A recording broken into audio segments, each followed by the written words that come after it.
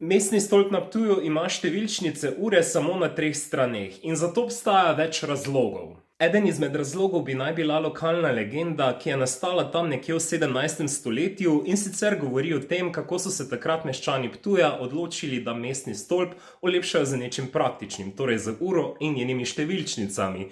Ker je pa bila ura takrat kar precej drag produkt, so zato potrebovali veliko denarja. In takrat so se seveda v sklopu zbiranja denarja obrnili na gospodu, ki je takrat živela na gradu. To so bili Lesliji. In grof Leslie pri tem nakupu ni želel sodelovati, domnevno zaradi nekih sporov, ki jih je prej imel z mestom. Tako da so potem po tej legendi meščani sami zbrali denar, šli na Hrvaško, kupili uro in vzidali številčnice ure samo na 3 straneh, ne pa na strani, ki gleda proti gradu, ker bi naj bila to kazen za grofa Leslija, ker jim ni dal denarja, nima pravice gledati na njihovo uro.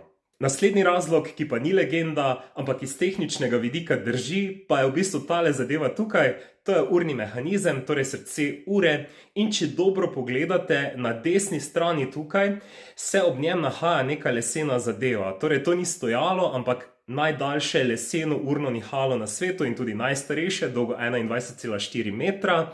In v bistvu to ovira pot, da bi ura lahko imela 4 številčnice hkrati. Se pa mestni stolp naslednjo pomlad odpira za javnost, tako da če te kaj dodatno zanima, predlagam, da slediš njihovi zgodbi tukaj na TikToku ali Instagramu pod City Tower Ptuj. Sem jih označil tudi tukaj v tej objavi, imajo pa tudi Facebook stran, ki se imenuje Mestni stolp Ptuj.